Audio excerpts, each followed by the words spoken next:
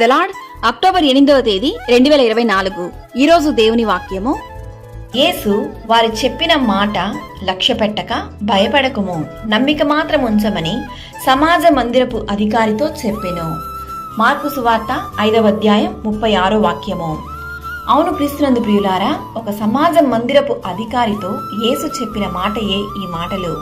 యాయీరు అను సమాజ మందిరపు అధికారి తన చిన్న కుమార్తె చావనయున్నదని తనని బాగు చేసి బ్రతికించమని యేసుక్రీస్తును కోరెను. ఇంతలో కొందరు వచ్చి, నీ కుమార్తె చనిపోయినది, ఇంక బోధకుని విసిగించవద్దు అని చెప్పిన తర్వాత యేసుక్రీస్తు చెప్పిన మాటయే ఈ వాక్యము. భయపడకుము, నమ్మిక మాత్రం ఉంచమని యేసుక్రీస్తు చెప్పెను. నిజమే ప్రియులారా, ఈ మాట సమాజ మందిరపు అధికారిని, మరణ వార్త చెప్పిన వారిని, చుట్టూ ఉన్న వారిని ఈ మాట ఎంతో ఆశ్చర్యపరిచెను. చనిపోయిన కుమార్తెను యేసుక్రీస్తు ఎలా బ్రతికించగలడు అని. నమ్మకం, విశ్వాసం ప్రతి క్రైస్తవునికి వెన్నెముక వంటిది. దేవునిపై అపారమైన నమ్మకం పెట్టగలిగితే గొప్ప కార్యములను ఆయన మన జీవితంలో చేయగలడు. ఈ నమ్మకమే అబ్రహామును విశ్వాసులకు తండ్రిగా మార్చెను. ఈ నమ్మకమే చనిపోయిన వారిని సైతం లేపెను.